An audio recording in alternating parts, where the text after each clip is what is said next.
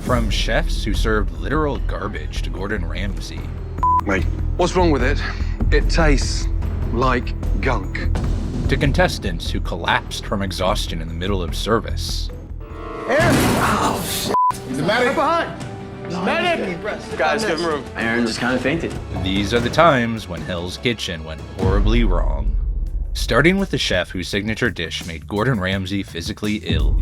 Season 6 brought us Louis Cordio, a diner owner from Massachusetts who thought running a small-town restaurant made him qualified for Hell's Kitchen. Well, I'm ready to do a backflip right now, baby. A backflip. During the signature dish challenge, Louis served up what he proudly called his diner specialty, sausage gravy over biscuits that hundreds of people ate every week at his restaurant. I sell about 5 gallons of it a week.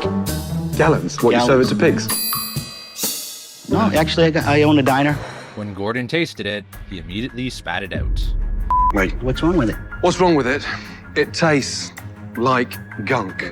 Louis was insulted. How dare Gordon spit out a dish that his customers loved?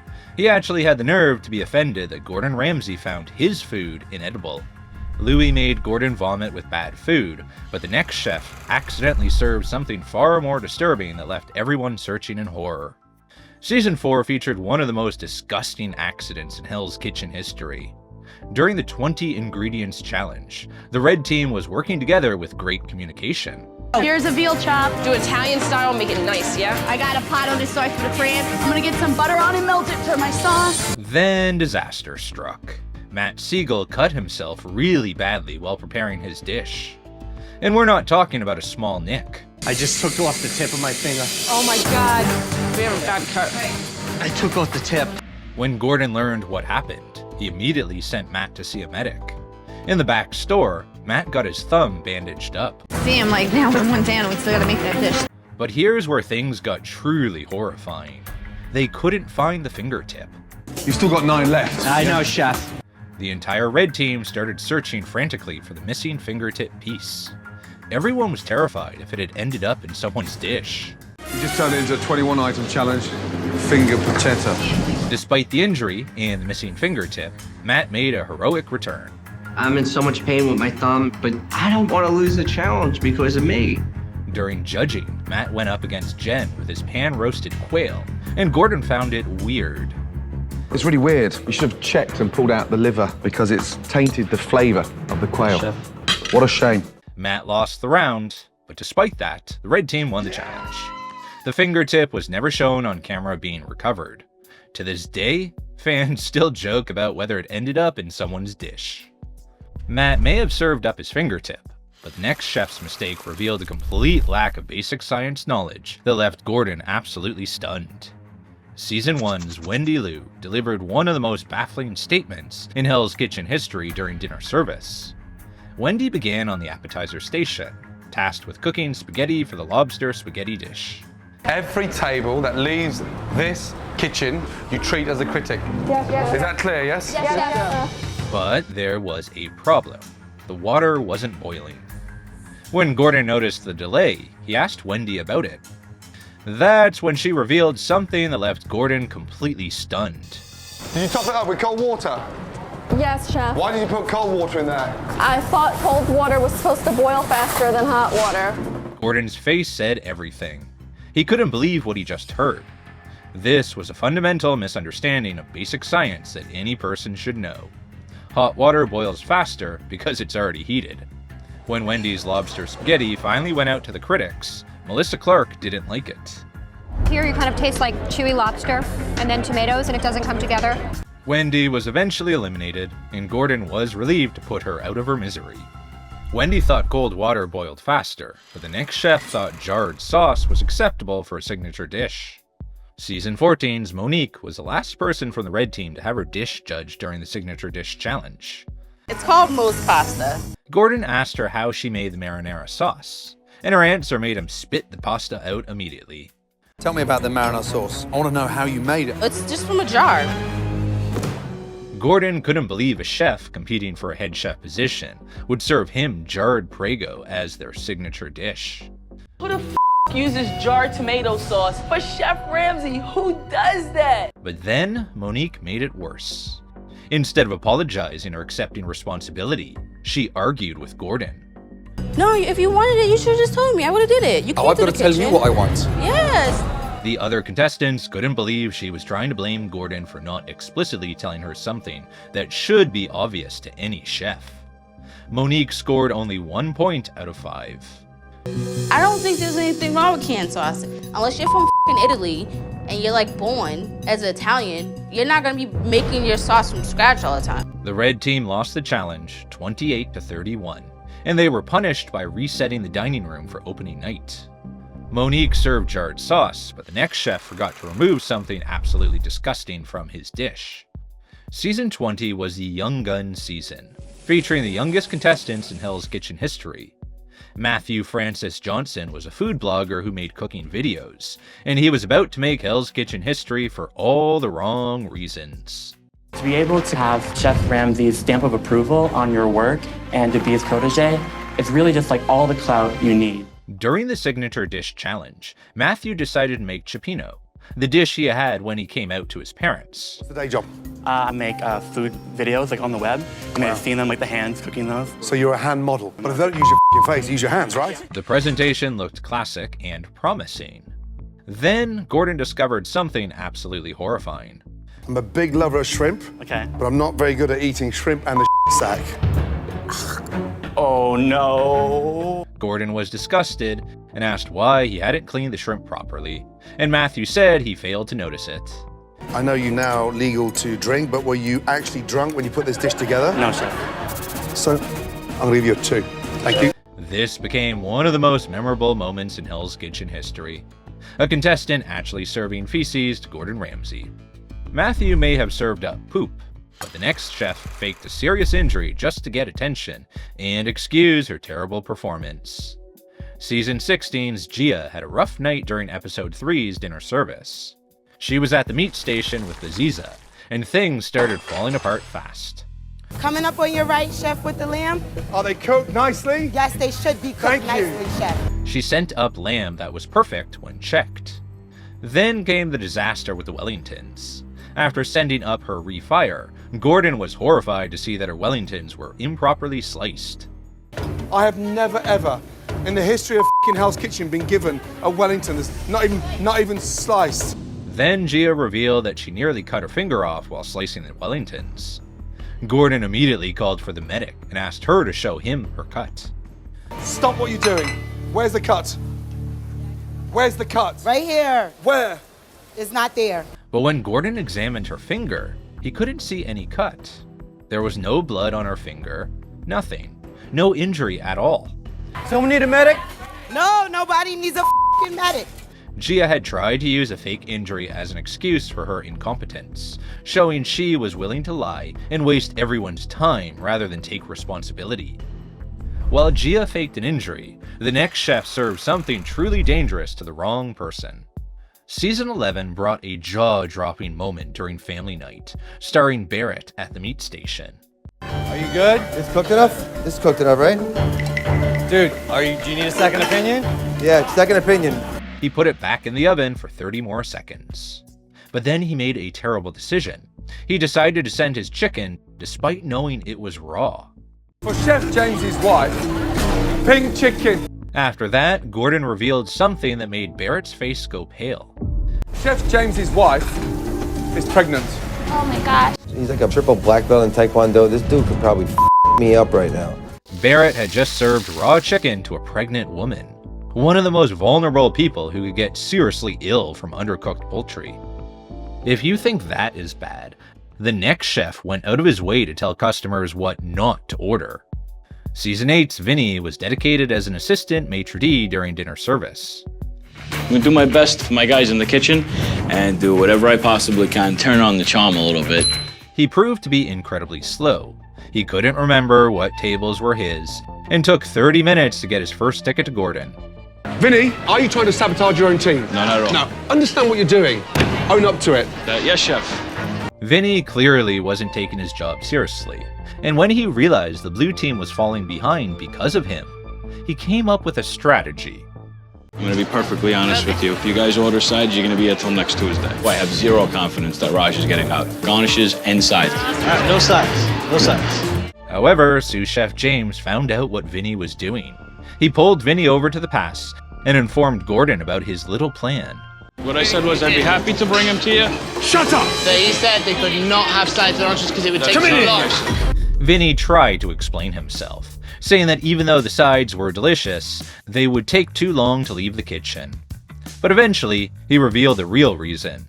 Vinny had lied to customers because of his own lack of confidence, not because of any actual problem. Vinny still thought he was trying to help the customers. Vinny tried to explain himself, saying that even though the sides were delicious, they would take too long to leave the kitchen. But eventually, he revealed the real reason.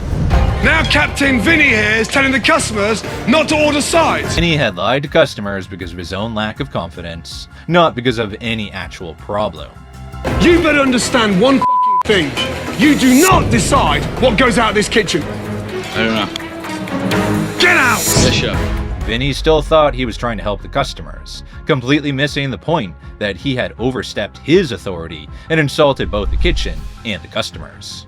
The next chef had an even more disgusting hygiene violation that could have shut down the restaurant. Season 5, Seth was constantly struggling throughout his time in Hell's Kitchen. Yes, chef. There you go. Rubber scallops, yeah. What is that? Unfortunately, Seth just doesn't have the skills and just couldn't do it. It's just rookie mistakes. Yet, his elimination came from something absolutely inexcusable. During the dinner service, Gordon called the order for the blue team, but Seth was completely lost in his own world. What did I just call out? I don't know, chef. No, I know you don't know, because you weren't even fucking prepared to listen. No wonder you're struggling. And that's when Gordon caught Seth doing something absolutely disgusting. I just watched you wipe your face and then wipe a pan. If this one's for your fucking nose, where's your cooking cloth? This was a serious health code violation that could get a restaurant shut down. Gordon chewed him out immediately for the disgusting hygiene violation. I don't want your shit anymore. I don't want you drying your face and then fucking cooking with a cloth. You scummy fucker! Get out! Gordon ejected Seth from the kitchen immediately and shut down the entire service. Seth had to leave right then and there. Seth wiped his face, then his pan, but the next chef served food that had been sitting out for an hour. Season 11's Jeremy was on the croissant station during breakfast service. On the first ticket, he didn't give any answers, which infuriated Gordon. Can I get an answer from you? Yes, you can. What was that callback? I wasn't able to hear it, chef. But Jeremy didn't stop there. He kept miscommunicating with his teammates and even ended up cooking ahead of them. And then he stood in front of his station with his croissant in his hands doing absolutely nothing. Jeremy standing in the middle there like that with his breakfast. Jeremy, walk! Come round then, big boy! Jeremy brought his croissant to the pass, but the smoked salmon was still missing. He went to the back and returned with a fully cooked breakfast. Here's where things got truly disgusting. It was revealed that the plate Jeremy brought to the pass was the sample one that Gordon had cooked an hour earlier. Some disgusting pig brought me the sample scrambled eggs. Jeremy! Dad! You killed someone with that! Jeremy had shown he was completely disconnected from what was happening around him. The next chef's body couldn't take the heat of the kitchen. Season 3's Aaron, known as the Asian Cowboy, faced a brutal punishment after his team lost a challenge. I'm peeling onions to serve a whole military base. That's over 1,000 pounds. During the punishment, Aaron was moving bags into the kitchen when tragedy struck. Aaron! Oh, shit. He's a medic. Behind. He's a medic. Guys, give him room. Aaron just kind of fainted. His team immediately showed concern as they realized something was seriously wrong. Josh was scared for Aaron as he watched his teammate being sent to the hospital in an ambulance. The entire team was shaken by seeing one of their own collapse. Let's get him on there now. Go! The following day, at the hospital, Aaron received a phone call from Gordon, and he learned about the devastating news. The bad news is you have a serious illness. The doctor's orders. You cannot come back into this kitchen. The physical stress of the competition had been too much for his body to handle. Aaron was deeply disappointed. He had come to Hell's Kitchen with dreams of winning and proving himself, but his body had given out before he could show what he was capable of. Unfortunately, having just spoken to Aaron, he's sick, but he will not be returning to Hell's Kitchen. Aaron collapsed from stress, But the next chef quit in the middle of service and insulted Gordon on his way out. Season 1's Jeff Lepoff made history for all the wrong reasons. During service, he kept making excuses for his mistakes. When Gordon called him out, Jeff was getting increasingly frustrated. What do you want me to do? I've never been on a line before. I'm doing it. I'm trying. Are you fucking talking to me right now? Are you? Gordon had to step in to calm things down. Jeff insisted he was trying his best. Gordon told him that wasn't good enough. I'm doing it as you please, Jeff. Yes, if I had to listen to you all night long, no one would get served. Yes. I'll do the lamb if you can't do it. That's when Jeff muttered something under his breath. But sous chef Mary Ann heard him. She made him repeat it. Gordon called him over. I'm not a quitter. You're not a quitter. Hey, you're not a cook either. You're an asshole. What was that? And Jeff, standing in front of Gordon Ramsay, said it again to his face.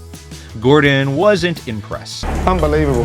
That is not fucking cool. Send my ass home. I've had enough of it. He quit less than 1 minute after declaring he wasn't a quitter. The whole moment became iconic because the contradiction was unbelievable. If you think that was bad, the next chef made food that was meant for dogs. Season 13 introduced one of the show's strangest challenges, the Dog Show Planning Challenge. The chefs were supposed to create dishes that would be served to people attending a dog show. We'll select 2 appetizers and 3 entrees. The team who has the most chosen dishes for the menu wins the challenge. Clear? Yes, chef. But Sade completely misunderstood the assignment. Okay, we have to make dog food. I've never done this before, but I guess it makes sense. I'm really confused. After seeing everybody else's dishes, Sade realized she had messed up badly. She was the only one who missed the mark completely. When Gordon noticed her braised beef dish, he was furious. Am I the only one here? Or does that sound ridiculous? Looks like a dog shat all over my plate. Sade's complete misunderstanding of the challenge showed a lack of attention that was shocking for a chef at this level of the competition. Sade made literal dog food, but the next chef pre-cooked every single piece of expensive meat at once. Season 8's Melissa was working meat during prom night service, but she made one of the worst mistakes in Hell's Kitchen history. 30 minutes into service, she had gotten her filet mignons cooked way too early. What in the fuck? Melissa? Yes, chef. What is that? Gordon was immediately confused and angry. The red team had only served 3 tables of appetizers so far. They weren't even close to starting entrees. Why was Melissa bringing cooked beef? Do you want to go home? Why don't you make my life easier and just off home? You can't be normal! Then he started counting all the cooked beef on the tray. To the shock and horror of her teammates, Melissa had cooked 23 fillets, all at once, before they were even needed. I can't do it anymore with you. You need a system. There's no system! I can't keep on telling you every fucking service! Melissa had just wasted nearly 2 dozen expensive cuts of beef because she didn't understand the basic concept of cooking to order. She should know better by this point in the competition. The next chef thought he was faster than Michael Jordan and finished his dish with 20 minutes left to spare. Season 19 gave viewers one of the strangest moments in Signature Dish Challenge history, all thanks to Kenneth. Chicken. Eggplant. Orzo. Not bad. I'm happy. Once the cooking began, Kenneth was feeling his vibe. But then Kenneth made a decision that stunned everyone watching. 20 minutes left and I'm done. I'm just like so lost. Like, what do I do next? I'll be looking. Anybody need any hands? He finished his dish with 20 minutes early, fully cooked, plated, and ready to go. Instead of refining it, he spent the extra time wiping down the plate for presentation. Gordon called Kenneth to the pass. Have you finished? Yes, chef. It's not a race. Done. But you're happy. I'm confident. Yes, chef. You're confident. Yes, sir. That's the most important, okay? Then Gordon finally called his dish up. Kenneth, you did something tonight that I haven't seen in over a decade. I'm not looking for the Usain Bolt of cookery. Kenneth made a pan-seared chicken, but it was criticized for having scorched chicken. Right now, looking at this chicken, I'm feeling bad for those kids in Philly. Are they still talking to you? Yes, chef. When Corey revealed that she also cooked her chicken with 20 minutes to spare, Gordon pointed out the difference. She used the time wisely and plated with care, while Kenneth rushed and served burnt food. If there was one tip you'd give Kenneth on how to cook chicken beautifully, what would it be? Just, take your time. Make love to your food. Make love to it, don't f it. Kenneth's overconfidence had cost him, proving that speed means nothing if the food tastes terrible.